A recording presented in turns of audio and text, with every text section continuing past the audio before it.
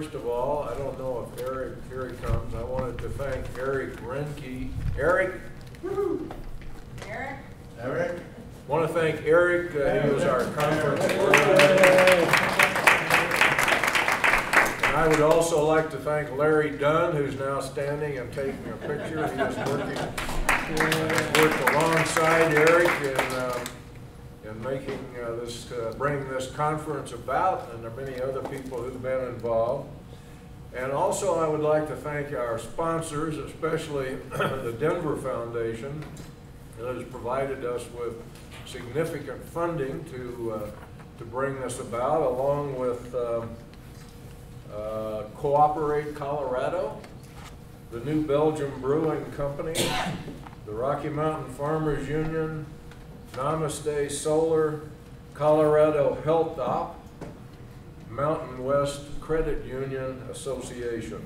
We appreciate their support and assistance. Now, there are a couple people I'd like to introduce before we begin. They've come from a long distance. The first is George Cheney. George, would you wave your hand back there? George is a professor of communication studies at Kent State University. He is an expert on the Mondragon worker cooperative in Mondragon, Spain, and has written extensively about that co-op. Is Amy Johnson here? Okay, Amy is here from San Francisco. I don't see her right now. She's the Membership and Advocacy Director for the United States Federation of Worker Cooperatives. So we're very pleased that she has chosen to come.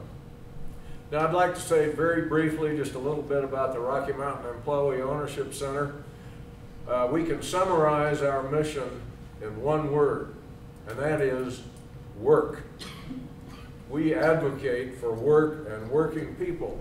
Now it's interesting that work is associated with livelihood. The older I get, the more appreciative I am of livelihood. It's good to be alive, and we associate work with livelihood and making a living, and we're advocates for livelihood and enabling people to participate in the process of earning a living. We all have skills and experience and gifts that we want to share with the community. We want to be able to work. Working people of America, I think there are too many of us to ignore. And we are too courageous to be intimidated. Working people of America, I think we're too big to fail. Don't you think? We're too big to fail. Right? Say that, we're too big to fail. Now, why does this conference matter? This conference matters because business matters. Sometimes when we're employed, we don't think of ourselves as being in a business, but business is the business of working people. Business is the way we structure our work in order to gain our livelihood. That's what business does. Business puts food on our tables, it puts clothes on our back, business puts roofs over our head, it educates our children, and it takes care of us when we go to the doctor or go to the hospital. These are all businesses. Business is the business of working people. Now the problem is that the current business plan is not working. We need a new business plan. We need a business plan that works not just for the 10% or the 40% or the 60% or the 80%.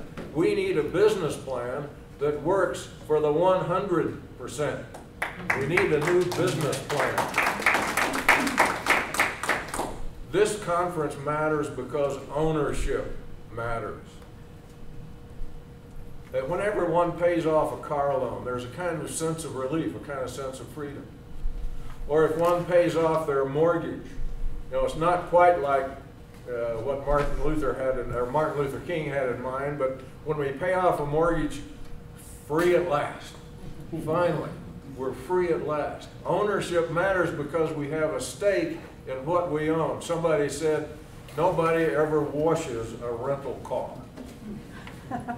Nobody ever washes a rental car. They don't have a stake in the outcome of that car. Ownership matters.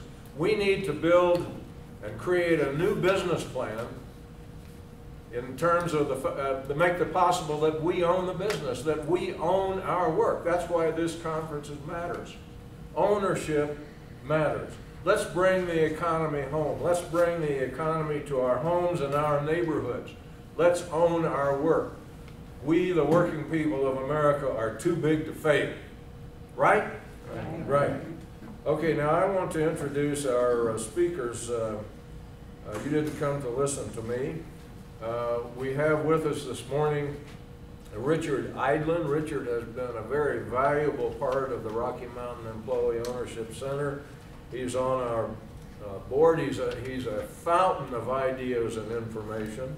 He is the co-founder and public policy director of the American Sustainable Business Council. Mickey Langston, a remarkable young woman who was driving the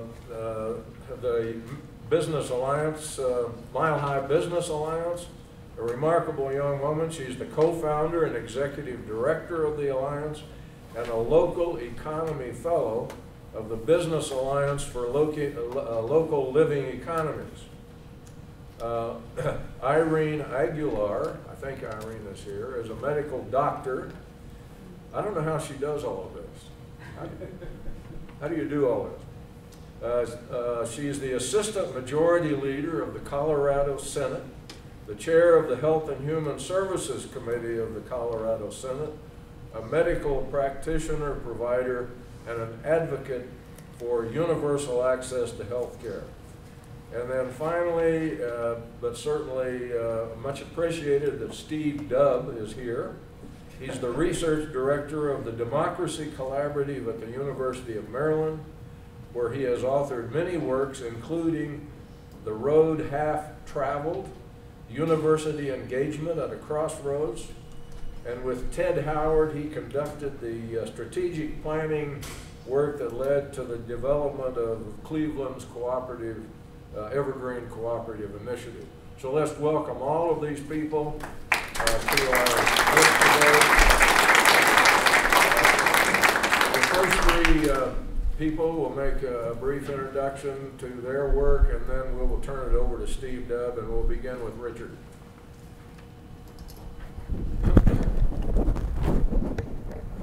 Good morning, everybody. Good morning to see you here. Thanks for getting up early on Saturday. I wanted to talk a little bit about the work that the American Sustainable Business Council does. Excuse me, and also talk a little bit also about a program that I'm involved with here in Denver.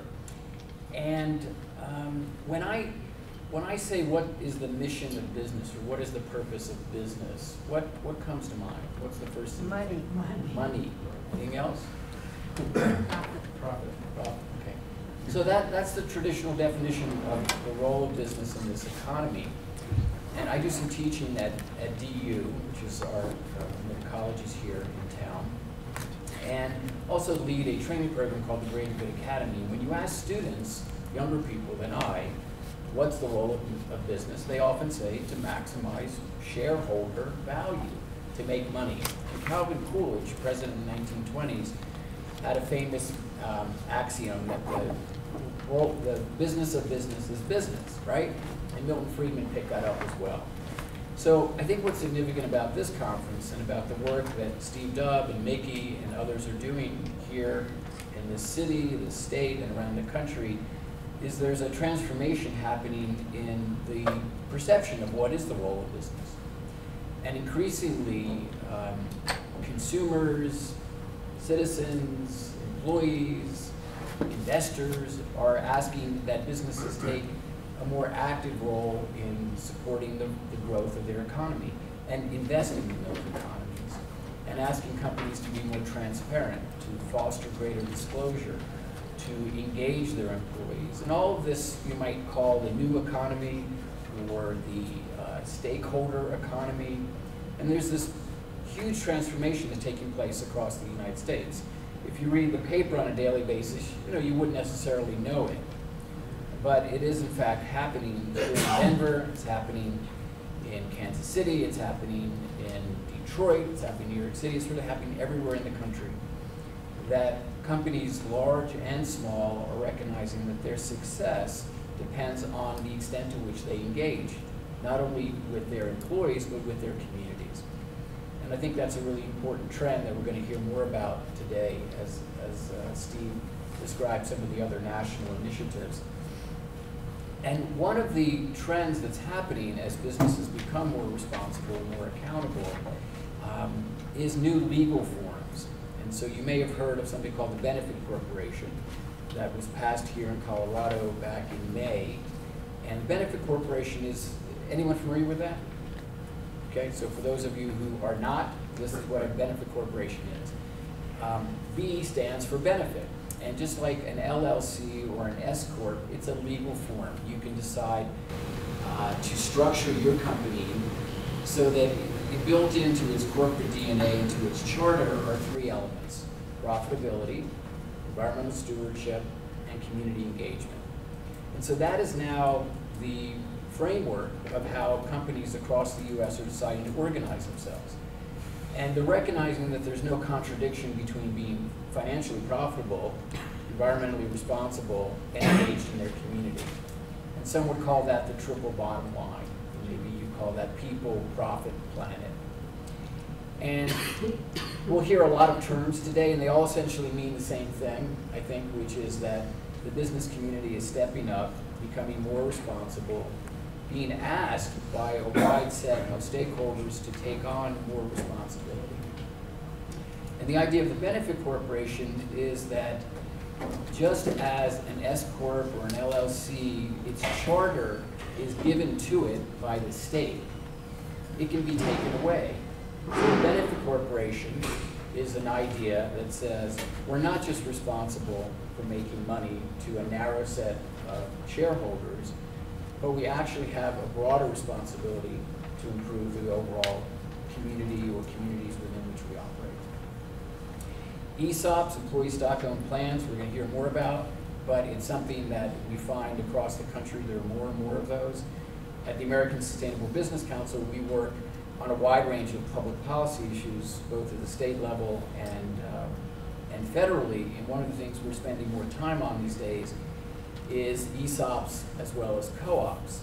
And we're finding that while there's support, both of these somehow are seen as sort of left-wing ideas. And that's really inaccurate. And so some of our work is to talk to conservatives who also want to further economic development and for whom the idea of ownership is really important and at the local level. And so we have rural electric co-ops in this state, in this country. We have farmer co-ops, and they've been around for a long time. Right? They preceded this conversation by 150 years. So that's another important trend, I think. And the work we're doing in Washington, though we run into resistance from time to time from people who think these are kind of radical ideas and workers might end up owning the factory and it sounds like a union and so forth and so on. But in fact, these are very sensible ideas that will generate more wealth for individuals, generate more wealth for communities and for companies.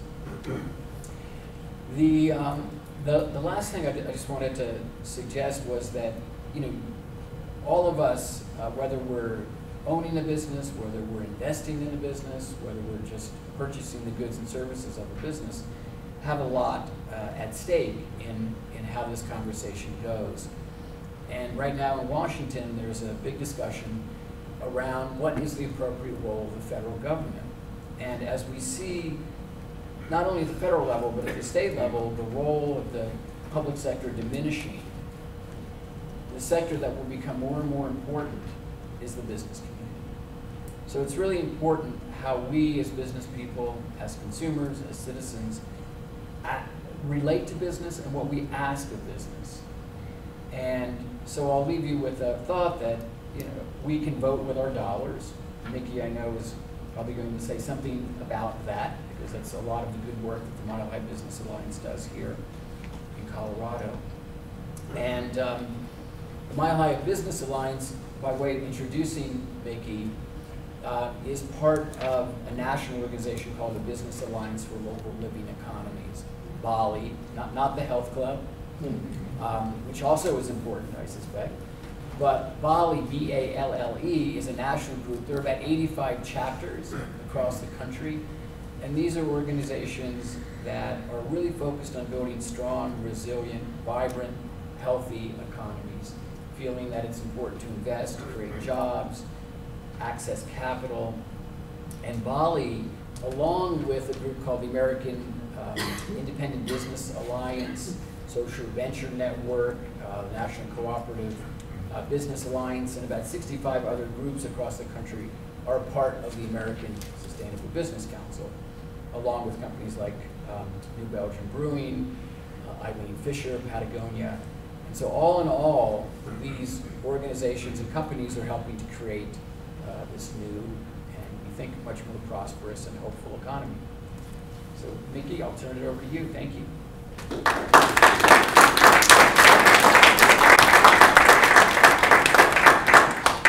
I'm going to actually try to take this out because I'm so short that I'm going to disappear behind the podium. So, bear with me. Thank you, Richard, for the introduction. I'm Mickey Langston, co-founder and executive director of the Mile High Business Alliance, and we started our work in 2007 with a very audacious mission, which is to build an economy that is healthy, connected, and resilient. And so I want to talk a little bit about that mission and what I mean when we talk about a healthy economy and how we might be able to get there, and how that's connected to the work and the conversations that are happening today. So for me, the first thing to think about is really the purpose of our economy. And Richard touched on this a little bit in thinking about the purpose of a business, but really our economies are meant to be the ways that people organize ourselves to leverage resources that are available to fulfill on our needs. And that's fundamentally the purpose of an economy, is to provide for our needs. And the trouble is that right now we have economies that are not necessarily about providing for the needs of people. So you referenced this as well, and thinking about how does our economy take care of not just the 10% of people, or even the 80% of people. I love that. It isn't just about how can we maybe provide for as many people as possible, but actually what would it take for our economies to provide for all of our needs, and for the activities and the way that that economy is providing for our needs to not sacrifice the long-term capacity of the systems inside of which we live. That's really the fundamental problem that I think we're facing, and I think about this a lot. And so what I wanted to share is there's really the perspective I take is there are two options that are available to us when it comes to the types of economies that we build and foster. On one hand, we have economies that are about fundamentally extracting the resources and the wealth of systems in order to concentrate and move the wealth of those systems. So translating a forest into lumber and all of the economic transactions that happen inside of that then make the shareholders or the investors of those original activities profit. The problem is that right now we reward companies and organizations for tearing down old growth forests in order to make toilet paper. I think that's insane. I think it's crazy for us to say, actually, this isn't important. What's important is $1. And the problem is that we believe that our systems that we're operating inside of are value neutral, that that's just the best way of doing it, and that maybe we can convince a few companies and a few people to be nicer capitalists, and that some version of nicer capitalism is going to be the thing that's going to have us not kill ourselves. So thankfully, there's another way of doing this. Thanks for that. Because it's crazy. There's another way of doing this, which is what if our economies and the ways that we organize ourselves to leverage resources to fulfill for on our needs, which is really crucial. Livelihood is fundamental to life. So what if our economies, the way that we did this, actually created more value? What if the ways that we measured wealth, the ways that we determined what is profit and what is really what is profit? What if all of the systems, the way that we measured wealth and value, the ways that we came together to make decisions about what is the best course of action to provide for our needs that also creates long-term well-being of ourselves and the world inside of which we lived, what if that's actually how we built our economies? And it was built into the DNA of our communities to say, we value well-being over short-term profit. We value the capacity of a community to come together and solve really complex problems over the short-term thinking that is required to run extractive economies the way we do right now. And this is a lot of work, because it isn't enough to just be hopeful and hope for some nicer versions of capitalism. It isn't enough to have the few amazing companies that have really taken this on and embodied inside of their own organizations more of what they value. Those are the important leaders that we must look to say, how can we build a really intelligent organization that is not just about effectively fulfilling on needs and doing so with innovation and creativity and meaning for the people that are participating in it. That's really important, but how do we learn from that so that all of our organizations and institutions are operating from those same principles? And I really think that that's the fundamental problem of our time, is to say, what does our government look like if that's what we're trying to do? What do our businesses look like? How do we engage as individuals inside of all of the communities that we're a part of so that we can effectively fulfill on our needs while creating long-term meaningful value? Because it's not just enough to eat. I mean, that's pretty basic. But it isn't just enough to eat. We're humans, we want more than that. And so we're gonna have a panel later today, actually, that is going to talk more about building healthy food systems and what's required for that. And this is I don't exactly know how we're going to get to this place of having really intelligent systems and organizations and governments that embody more of the things that we value instead of being fundamentally about extracting value for the short term. But we have to do it. And it starts with building the kinds of relationships inside of our community where we can have these kinds of conversations, where we can challenge the systems that we have inherited, not because we're just not out of fear and and then not being stopped by the fear of not knowing how to move forward, but to actually say, this is what we hold in common, and here is the next step that we see possible. And to be able to look to things like B corporations as an example of building into the DNA of a company something that's more important over the long term than just the short-term need for profit.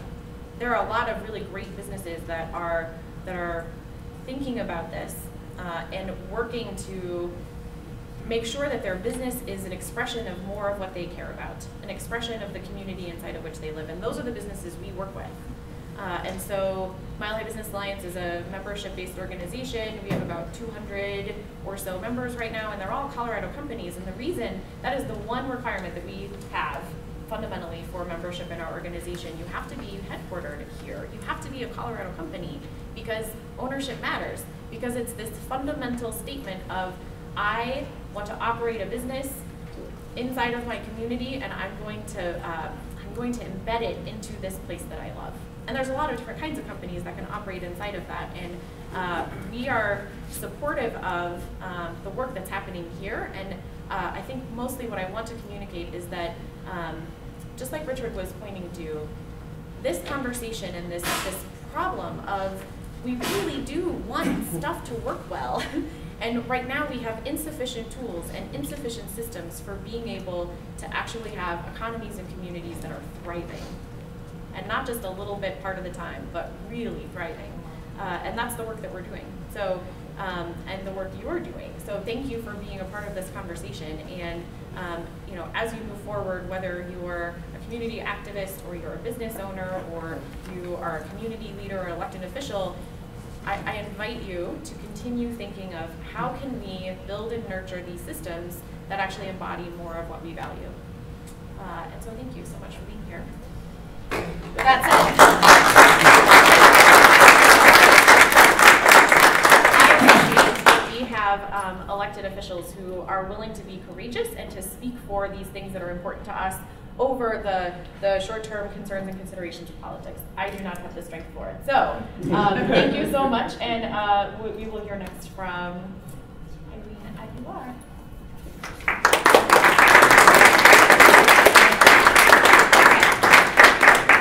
Thank you, Nikki, and thank you for that wonderful discussion. I heard the topic and I thought, gosh, what am I going to talk about? So for those of you who don't know me, I am a physician. I worked for Denver Health and Hospitals for 23 years. I now serve on the board of directors. And I am a state senator. It was never in my life plan. But when I saw the ways in which we were destroying people's livelihoods because of misaligned incentives, I thought I needed to try and get into politics and change that for the better. And I know that later on you'll have several opportunities to hear about what I'm advocating for, which is to change healthcare into a cooperative model in our state. And this is something that is allowed under the Affordable Care Act, but it would take a vote of the people to do it. And so I hope you'll have an opportunity to listen to one of those lectures today. But what Eric said was, well, I want you to talk about how discussing community wealth building needs to include healthcare. And I thought of it in several different factors, and listening to the speakers this morning, two things came to mind. One is, and we've all heard this, that healthcare is a significant portion of our economy. It is approximately 17% of the gross domestic product in our country.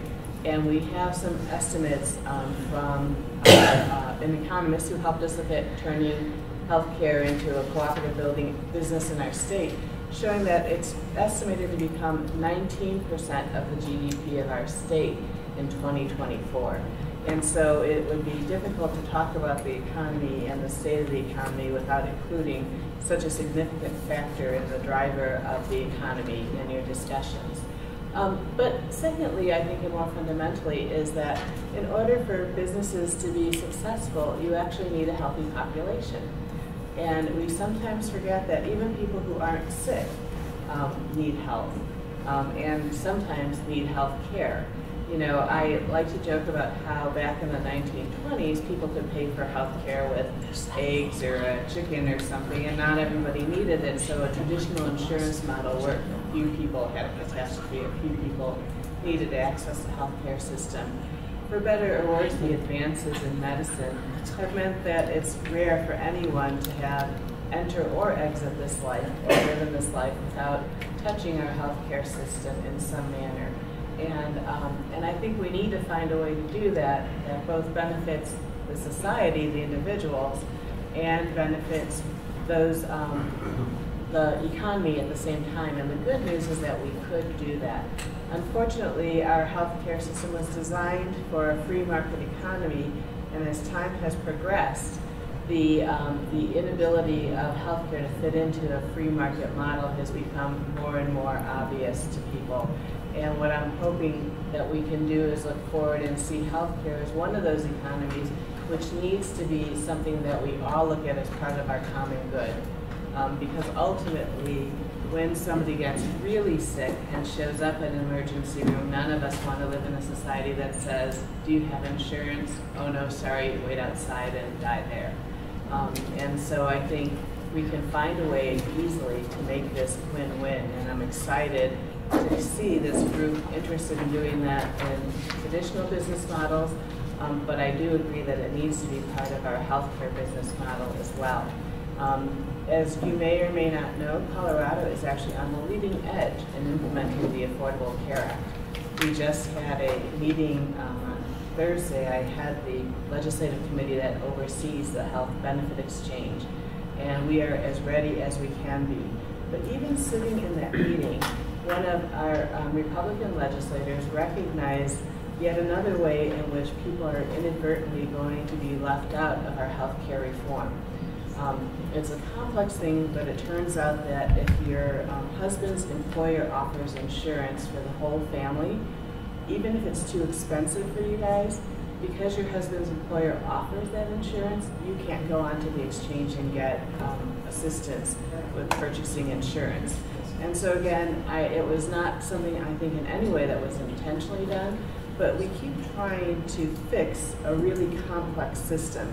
And I think we need to take a step back and say, do we think that access to health care is something that we as a state want to provide to everyone in our population?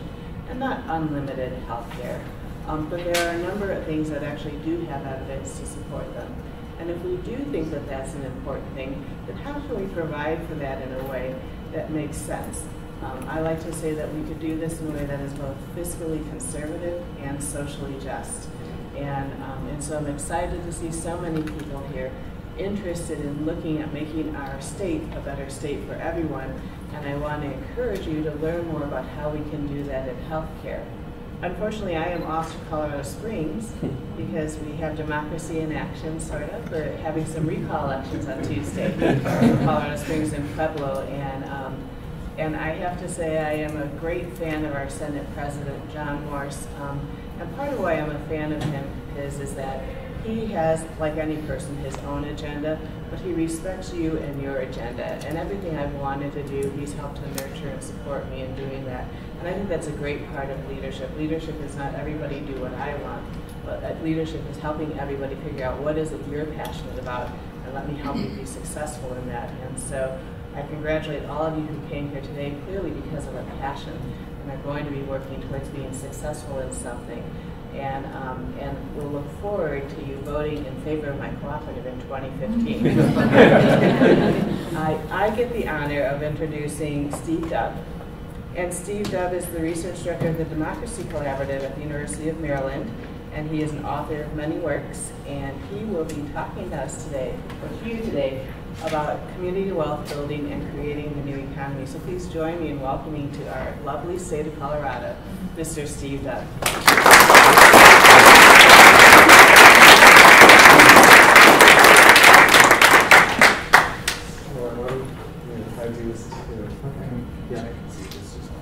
Is this on? I don't know if I don't think it's on. It's not on. Well, that makes it easier. Then I don't have to worry about it. Okay. I think you can hear me, right? Yeah. Okay, good.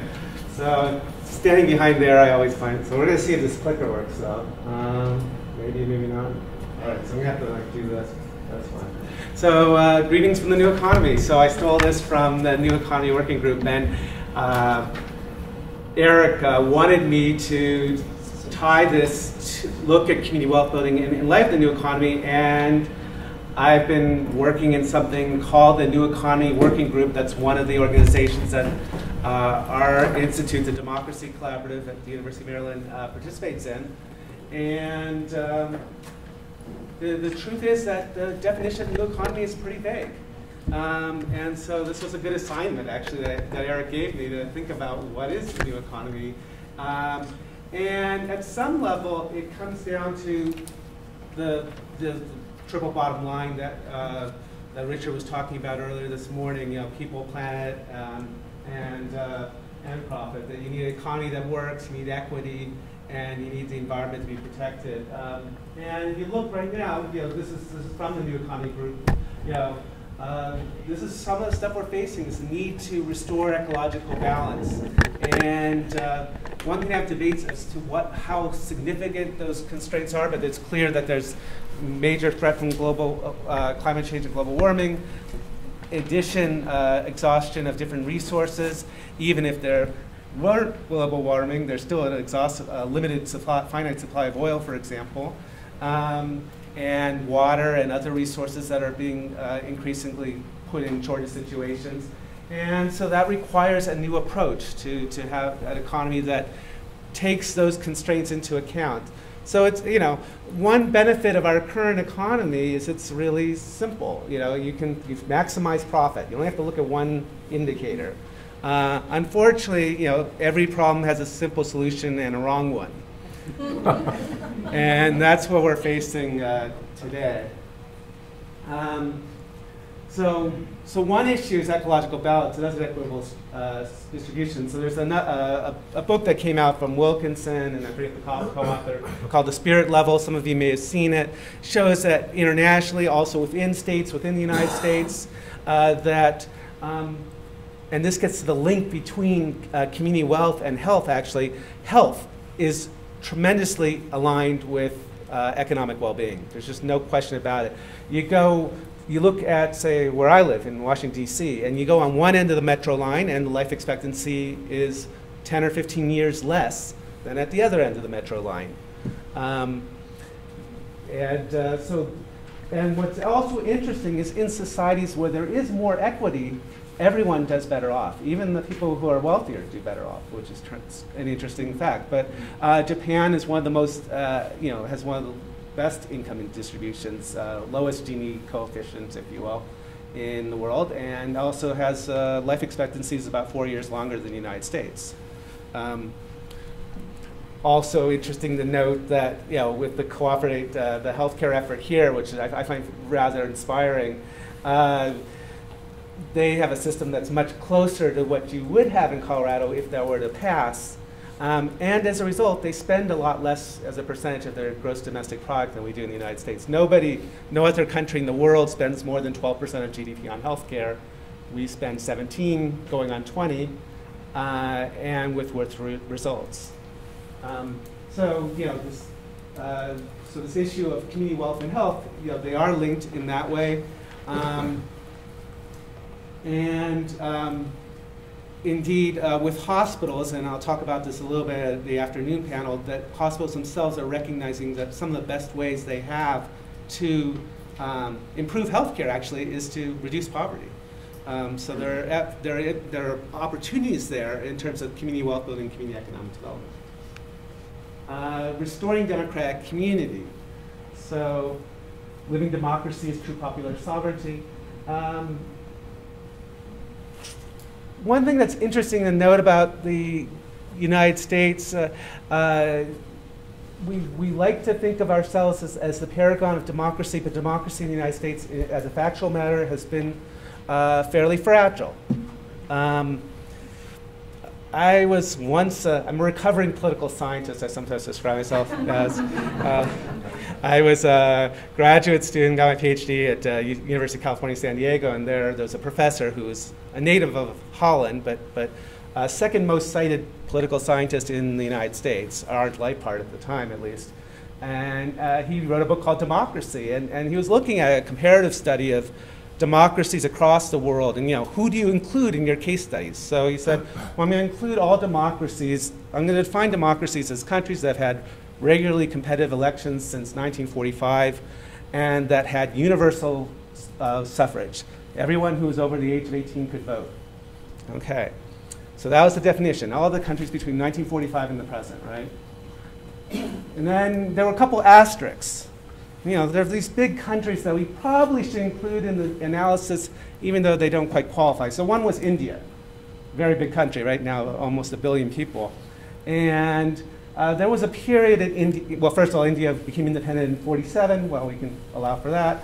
But also, there was a 6-month emergency period where Indira Gandhi seized power, disbanded Congress, so it wasn't quite continuous.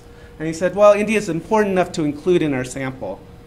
But there was a second asterisk there about countries that didn't quite fit the characteristics of the minimum definition of democracy, but he thought should be included anyway. And that second country was the United States. We forget that universal voter suffrage, even by law, did not occur in the United States until 1965. So democracy is fragile. And we've just seen that Voting Rights Act has been cut back by the Supreme Court. So the battle to protect even the basic right to vote is always present. But as we know, and as Nikki would say from the Business Alliance and so forth, the concentration of economic power in this country has increased, and with economic power comes political power. So in terms of wealth, the top 400 individuals in the United States, that Forbes 400 list, right? They have 1.27 trillion in assets as of about 2011. And if you looked at the wealth of the bottom 3 quintiles of the population, 185 million people roughly, that would come to 1.21 trillion. Or in other words, less than the 400 people. And Gar Alperovitz, who co-founder of the Democracy Collaborative, would lecture about this and say, that's a medieval number. That's like, lords and the serfs, right? And then he was on a book tour this year because he had a new book out, and he looked at and there was a medieval historian that was in the audience, and he said, "Oh no, we've done the numbers. It wasn't nearly that bad." So that's what we're fighting for. Those are the things we're fighting for. So that's great, but how do you deal? I mean, not great, but that's the challenges we have. How do we confront those challenges? Well, a few principles that I think are helpful to think about are these, and I'm mostly going to focus on community wealth building, but keep in mind it's a package. So one's this idea of decentralization, but I put subsidiarity in parentheses. That's a technical word. It means at the lowest level possible. The lowest level possible is not always a local level. So there are a lot of things such as climate change, for instance, that may even require international or multinational solutions of some sort, right? So that's not local level, right? So where you can, you try to bring it down to the local level, as local as you can. So having a Colorado co-op is probably a better idea, for instance, for healthcare delivery, frankly, than a United States co-op for healthcare. It's probably better to do it state by state that way, actually, from the perspective of having the member owners actually be able to develop plans that make sense. You want some universal principles. If you go look to the north of our border in Canada, they do it that way. There's provincial plans. There's the Canada Health Act. There are certain requirements every province must meet. But they do that, and it works quite well, and it's something to think about here. Democratic planning. This is a tricky one. We tend to disparage planning, but in the United States, every government can't plan anything right, et cetera, right? We do a lot of planning, nonetheless. I live in Washington, D.C. again. There's a 5-sided building across the river from Washington, D.C. It's a planning agency. The Pentagon's a planning agency. They do procurement, contracting, hundreds of billions of dollars. They decide where to do economic development. They sometimes do it, not a big fan of war and imperialism, but they sometimes do it rather well. It's not as bad as we think. There's a reason why we might have very different goals, but there's a lot to actually learn from that experience and then change the goals to goals that we think will create the living economy that we want. Again, the goal is to do most of the planning at the regional, local level where you can, but there will be some national priorities that you'll want to set. And then the last is democratization of wealth. Again, political power follows economic power, not automatically, not always, but much of the time. And as long as we have a distribution of wealth like what I just described, even income has gotten so much worse. So when I was growing up, the top 1% in income got about 8% of American income. And now it's closer to 18%.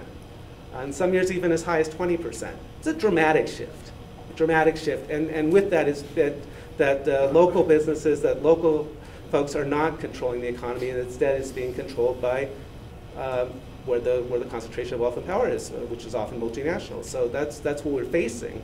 And so these strategies of community wealth building, the cooperatives, the employee ownership, social enterprises, the different things I'm going to talk about, they're not just strategies, they're not just nice projects. They are that, and they do good things, but it's part of a necessary process of displacing the current structure of economic power and creating a different one that's more equitable. That's how you're going to get to those other goals, and it's a very important factor in that. Okay, so some common principles of what we mean by community wealth building. Promote common ownership of productive assets, anchor capital and jobs locally, stop the leakage of dollars, something, of course, Mile High's doing that here. Support individual wealth building. And these don't come automatically, but trying to, the goal is to contribute to local economic stability by rooting ownership locally and building a mutually supportive network of businesses. And I'll talk a little bit about those anchor institutions, but just to highlight that, anchor institutions are hospitals, universities, other place-based institutions, usually public or nonprofit, and therefore by mission have a commitment to the local community that needs to then be actualized. Okay, and then this is a huge chart. I will provide this slide, so please don't try to take notes on it. The point is that there's a lot of innovation, and indeed, I don't even know if we have benefit corps up on here. We need to. So I mean, it keeps expanding. The movement keeps building, and there are a lot of different tools that can be used in different ways to achieve these ends of equity, environmental sustainability, and a functioning economy for all. And this is just some signs of the growth. So, ESOPs back in 1975, 250,000 employee owners. Today, 10.3 million. And I think there's some ESOP folks in the room here. I don't know if there's anyone from New Belgium, for instance, but yeah, okay. CDFIs, so community development financial institutions. So, there was an economist, Minsky, who had this goal of having 100 community development banks with $10 billion in assets. Up to 61 billion, that's not bad. Now, in terms of the large economy, is that Citibank size? No. That would be 2 trillion or something of that sort. Nonetheless, you now have a network of over 1,000 institutions across the country that have community development as their mission. So that's a huge change from 20 years ago. And what we try to do in our work is link individual wealth building, community ownership, and anchor institutions to these goals, create a culture of wealth building, community-owned enterprises, and link them to the needs of the institution. So when we're working with anchor institutions and hospitals and universities and working on their procurement, it's not a charity ask. It has to make business sense for the institutions as well as community sense. So that it's following those multiple goals. So quick definition of anchor institution, it's like local businesses, it's sticky capital, doesn't get up and leave. We're dealing with a globe. One of the reasons why those numbers have changed on wealth and income is because capital has been able to move a lot faster than people. We actually spend a lot of money trying to keep people from moving, you may notice. I know that's a controversial issue here, but it's true that we don't spend, that we don't have any of those restrictions on the movement of capital. And as a result, the more mobile factor gains the ability to outflank the less mobile factor. And that's led to a major shift in distribution from working people to who owns capital. So anchor institutions, by contrast, can't move, so there's more ability to work with them, and they're more rooted to the community. Typically, they're largest employers in many of our areas. There is this movement in terms of sustainability. Both universities and hospitals presidents have signed agreements that they want to meet carbon reduction as their environmental goals, and so if you design a business strategy that meets those goals, that can help achieve their goals while building a local economy. And just some quick numbers. $1 trillion a year is the anchor institution economy, and some of the different mechanisms, investment funds or endowments, employment, who they hire and how, local purchasing, real estate, as well as technical support, and various benefits that can come from that.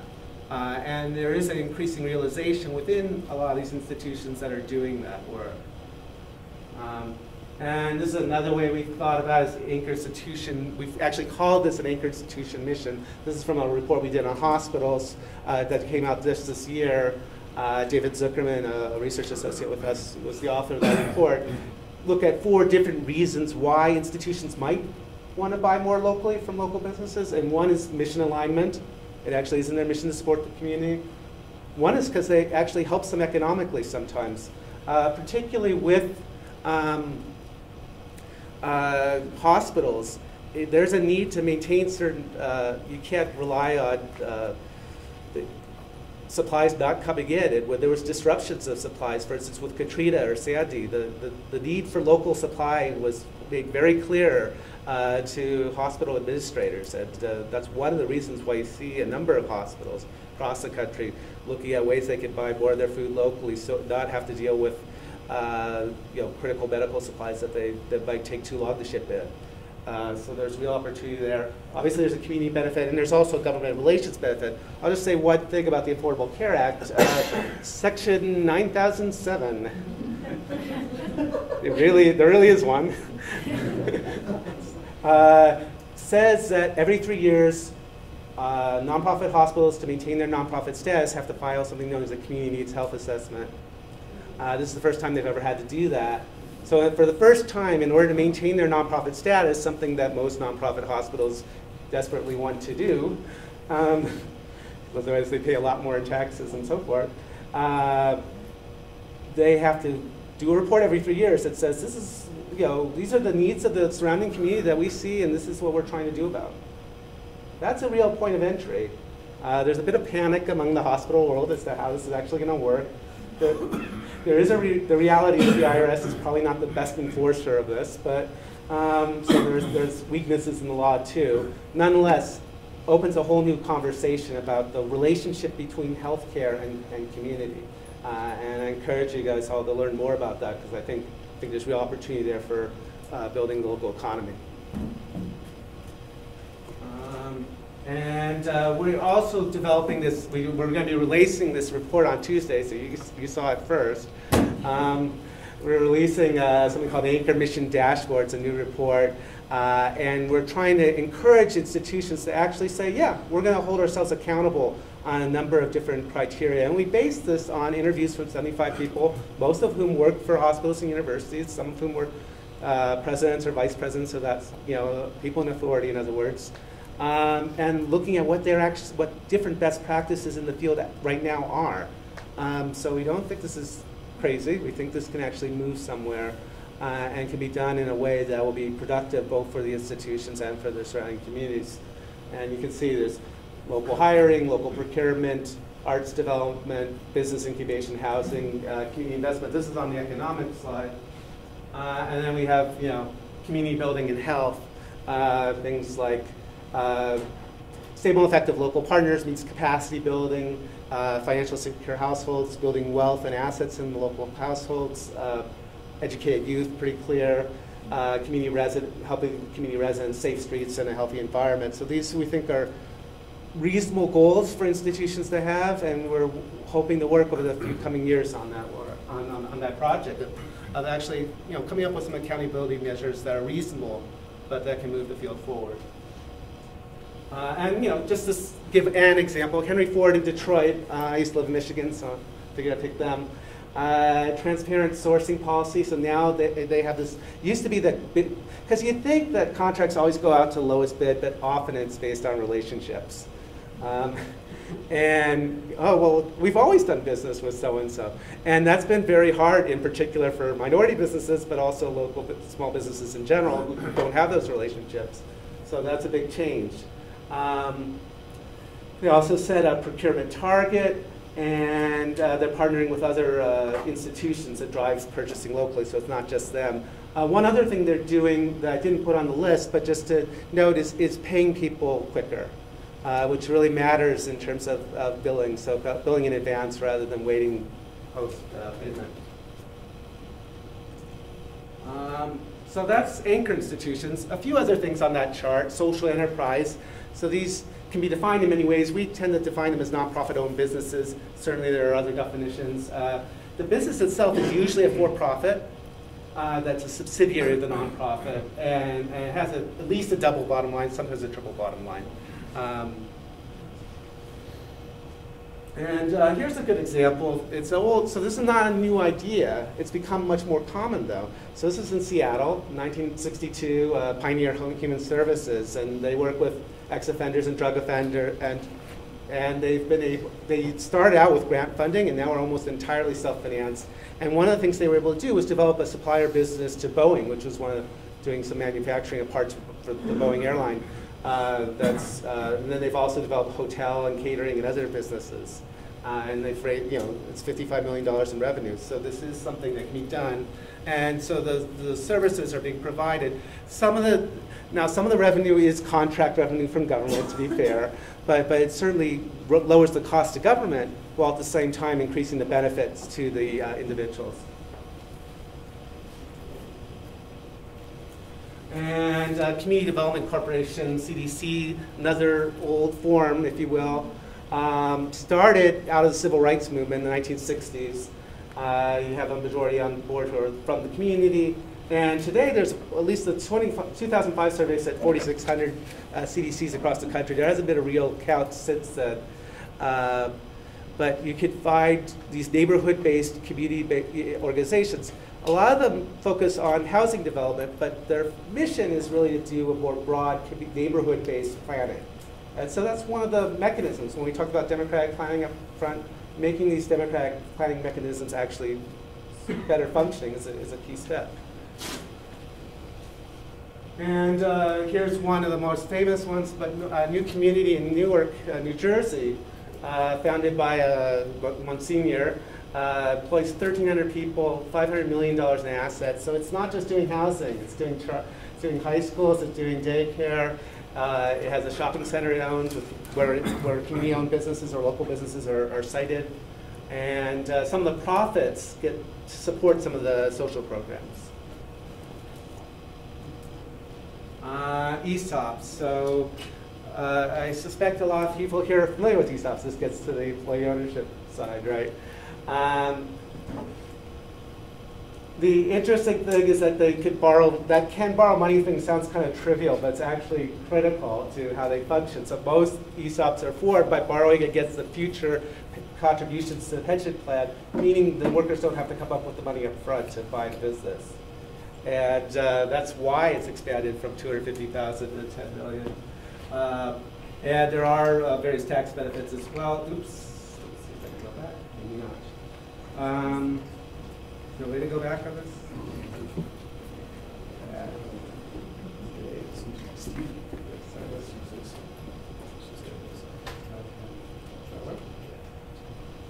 Let's see if we can do this. There we go, New Belgium, so it actually works, good.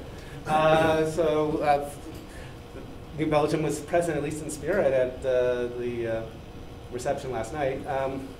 But 456, well, they had a lot of New Belgium followers there. 456 employee owners, at least as of December 2012, third largest craft beer brewer. Obviously hugely successful, and as many of you probably know, looking at a second location, Asheville, North Carolina.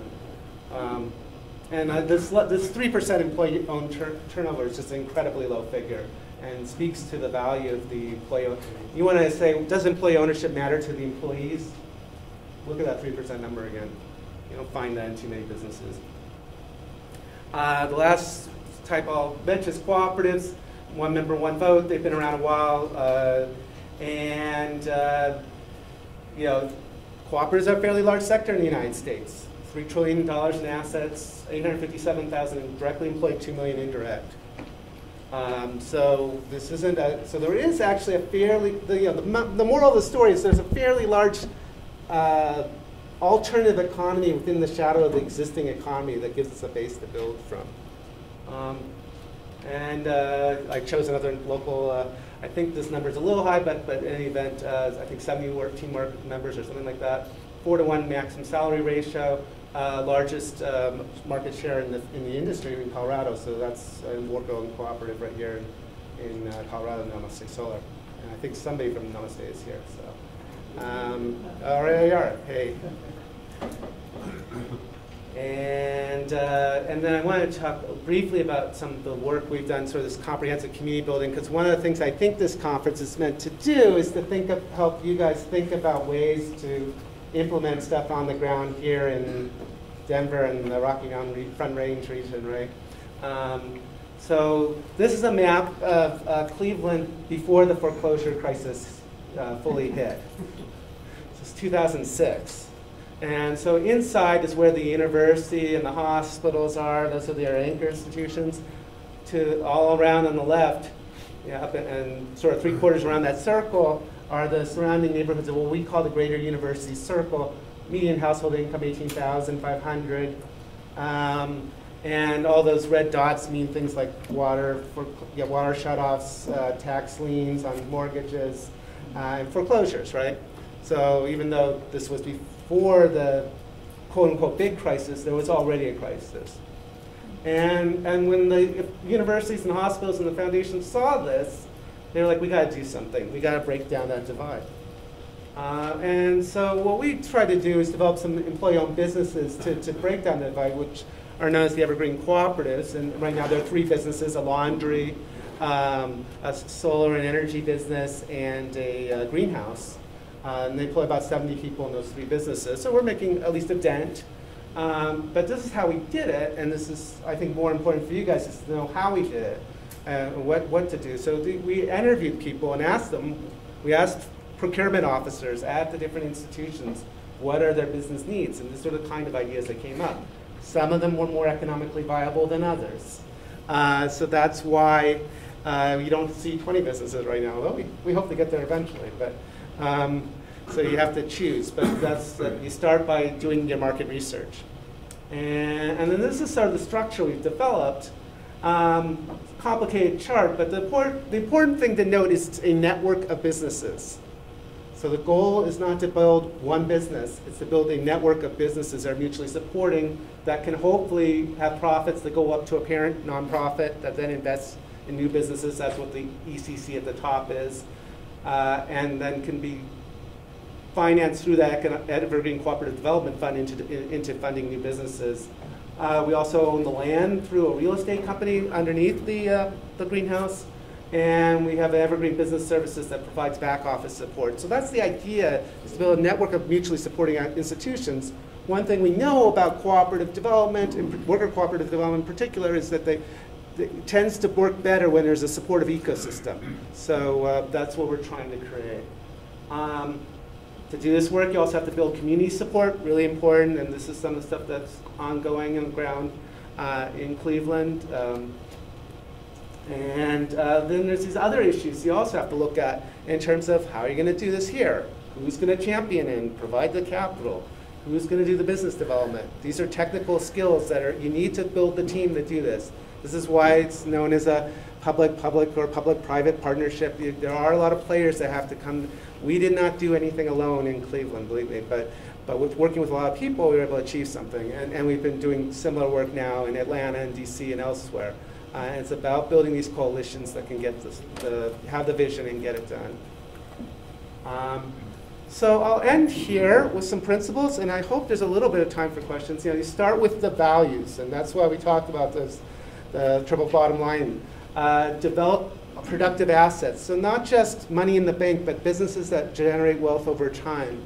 You try to grow enterprises, so business is central to it, but it's businesses matched with needs and values. Lead with demand. You have to do your market research. Strengthen your ecosystems or support networks. Anchor the ownership in community so that it doesn't go up and leave. There have been a number of community development efforts that have been fabulously successful, and people make money and they leave the neighborhood, and then the neighborhood stays the same. Or you do the opposite. You let the neighborhood gentrify, and the people who, a lot of people get forced out. So you have to look at both ends. And ultimately, you're trying to keep wealth local. So with that, I'll stop. And as I said, hopefully there's a little bit of time for questions. Thank you.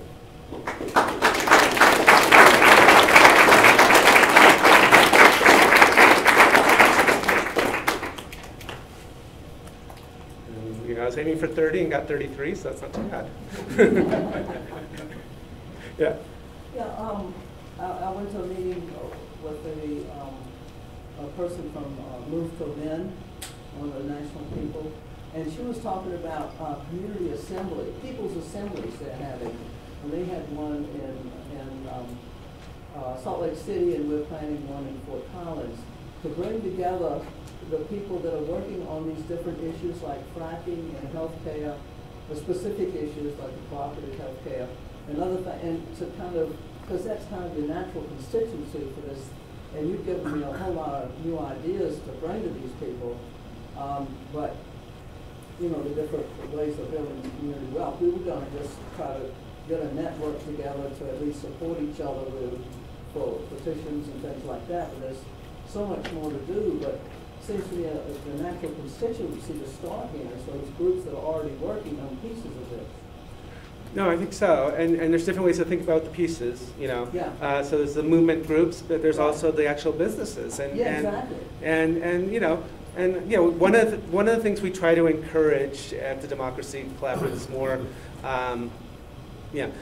the foundation phrase that I kind of hate, but I'll use it here. You know, breaking down the silos, right? But there's a truth to that. Yeah. Before I worked at the Democracy Collaborative, I started in 2004. Before that, I was at an organization called NASCO, North American Students of Cooperation. We did housing co-ops on university campuses and other things, but that was our main line. And you know, I knew what a CDC was. You know, a CDC was where people went to work after they worked for us. But we never talked to them. Yeah. Now that's Right. changed. There's been a change. Like if you were to go to their conference today, they would, and you ask people in the audience, do they know what a community development corporation is? At least half would. That wasn't true 10 years ago. But so there's been improvement. There's still a lot of room to go, but yeah. Yeah. How do you go about, or where do you find success in getting that the local support from the local community? How do you go about it? What's the success? How do you build support? Yeah. Yeah. I mean, in terms of us, we've tended to work as technical assistance providers that are hired by, most often by community foundations, but not always. In Pittsburgh, we worked with an economic development corporation. We may, it remains to be seen, but we have a proposal into the city of Jacksonville, so we might work with the mayor's office there. I could imagine we may work with, we've done a little bit of work with hospitals as well, directly. So the client can vary. The effort in Pittsburgh, which was through an economic development corporation, was partially, or even largely motivated by Duquesne University in particular. So there is a university that sort of used the economic development corporation as sort of its conduit. So you have to find a champion, and it's going to vary depending on your community. And then it's a lot of work. You know, I mean, we did, for the Cleveland project, that list of, you know, business ideas, that didn't come from 10 interviews. That was, you know, 130 interviews or something like that. And DC, it's even more because they were asking us to look at a broader region. So, yeah, it's a intense process, you know, and then there's stages. So the first stage is doing the work and sort of identifying feasibility, if you will. And then the second stage is actually doing business planning, building out the institutions. Okay, people think it's a good idea, but what does it really cost? What does it, you know, how do we really build that up? So it takes about going at pretty fast speed from like initial planning to first business open is usually about 2.5 to 3 years. That's not a quick process. Yeah. Yeah. I was wondering, have you come across any media collaboratives? And also, I heard Michael Schumann, he wrote a book called Local Dollars, Local Science School Talk. And I was wondering if you could talk about people who maybe for their retirement fund or pensions, who have some funds at Wall Street, shifting them to Main Street artsy groups like the Evergreen Project in Cleveland. Is that going on? There's some, not enough. So yeah, Michael Schumann's a great guy, and worked with him too. But what can I say? It's a real issue. A friend of mine is actually working on trying to come up with a product so that, you know, there's about $25 billion that go into retirement funds from employees of cooperatives, you know, just through their 401ks. And, you know, a lot of that's credit union cooperatives, right? Credit unions are the largest co-op sector. So where do these 401ks invest? In the banks. They're competitors, right?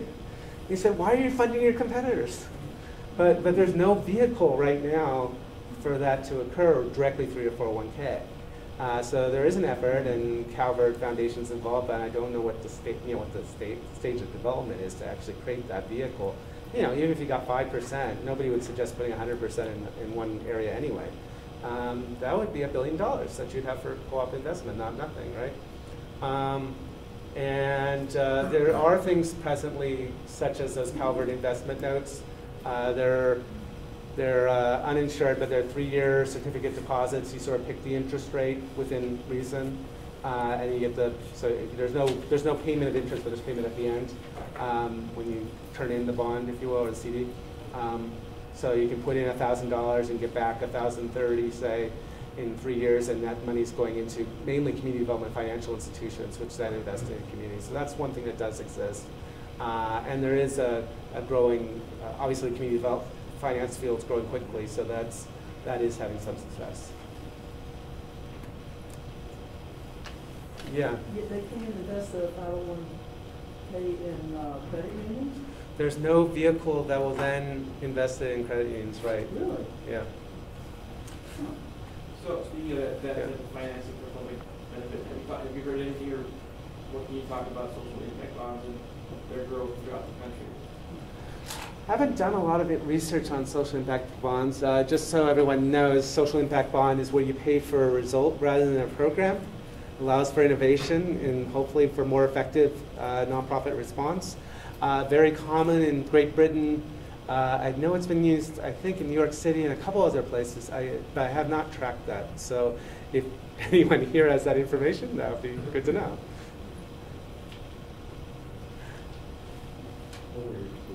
Yeah, sure. Do you have any, can you provide any models for any communities that have successfully created democratic collaboration that is truly diverse, that includes, more than 1 or 2 ethnicities? Sure. That's a big problem here. What happens is, politically, there's one group that's, more viable than another because politicians create that group's votes or whatever. And to break it down and be more specific, when you're talking about gentrification, that's happened in the 5 Points community here. The black people have been moved out, right? And they're being bought out, and there's a lot of development in that community and money that's being put in that community, but it's not been given to the people that traditionally live there. So I would like to see or have a model for how you really. I'm trying to work with a nonprofit now, but just like we're here today, I'm the only black person here. And, the nonprofit that I'm working with, the Sunshine Food Cooperative, I've been really trying to work with black people in that community to get them in, but it's not happening. So right. I'm probably not being as articulate as I think you're being plenty articulate. It's very frustrating. Yeah. I've been working with different community groups here in Colorado and Denver my whole life, and this is what I always see. So let me try to give you some answers. That is, it's a huge challenge, right? There are some successes. One I would point out to is Dudley Street in Roxbury, Massachusetts, in the Boston area. It's a community land trust, which, you guys do have that urban land conservancy, which is at least one good step with trying to buy up some of the land before you build the fast tracks out, and try to keep, it's at least a partial step to trying to limit some of that gentrification. But Dudley Street's worked with multi-ethnic neighborhoods, and they have translation in their meetings, and it's blacks and Latinos and whites and all sorts of different groups involved there, and it's been going strong for over 20 years. Another one is Market Creek Plaza in San Diego, California. None of these efforts are perfect. If you look closely enough, you'll find the flaws. But nonetheless, they've been able to, in Market Creek, they got the community to actually buy in directly for 20% ownership of a shopping center, and there's 417 individuals who bought shares. You had to be a community resident in order to buy, and they had a very robust community planning process that led to that entire project and even led to that idea. So, and it's definitely a multi-ethnic area in the Diamond neighborhood of San Diego. So those are a couple of areas. But you're right, it is a challenge in a lot of this work. Yeah. this is really to address that question also. Two other places to look: Austin, Texas, Cooperation, Texas. Yeah, that's a good one. A worker cooperative development organization addressing issues of diversity and also targeting some of the poor neighborhoods in the city is absolutely fundamental to their mission and to the larger network of cooperatives in Austin, all types of cooperatives. And another place to look at, I just heard about at the Eastern Conference on Workplace Democracy, is Jackson, Mississippi, where the new mayor has actually created an office for, and I forget what the title of it is, but dealing with economic solidarity throughout the city. And now Jackson has a major initiative for worker cooperatives and other alternative economic things. So those are two places to look, and I can give you context. Yeah, I think we have time for just one more brief question and comment from our speaker. The last question, sure. Miller. Yeah, okay. Yeah. Joe Turk, I went to College Park. I have a question, and that is that where is the outrage? I mean, social movements that are successful and not marginalized are generally motivated. The civil rights movement was motivated by a burning sense of injustice. And, I can tell you in this state, whether local officials are Democrats or Republicans, they think economic development is giving tax breaks to big box store. And how do you, I come here skeptical and you're reporting on this, but how are you going to drive this kind of change without a sense of outrage? I don't see a sense of outrage in the community. Yeah, that's a good point. And you're right about the economic development of cities. I think the New York Times estimated them at $80 billion a year, right? That goes to, welfare for the Walmarts of the world, basically. So, it's well documented, unfortunately. That's money that's not going to schools or other things. I think it's hard to say when a social movement will start, and social movements always look inevitable in hindsight. It's true. Imagine if it was in the 1940s and you're asking that question in Mississippi. Look at all the injustice. I mean, the injustice is pretty astonishing. Why aren't you guys doing anything about it? Well, the fact was there were a lot of people who were doing something about it, and if they hadn't done what they had done, all the organizing that went on, all the forming of the NAACP chapters, all of that work, if the SCLC didn't exist, if Highlander didn't exist, all those institutions, there wouldn't have been no civil rights movements. So the spark, you're right, hasn't quite happened. There have been like little sparks. People thought the Occupy in 2011 might be the spark. Well, maybe, but not quite, right? So we don't know. But the way Gar Alperovitz, who I've been working with for the past 9 years, would talk about is this is a prehistorical period. It's the part that won't get written about when that social movement occurs.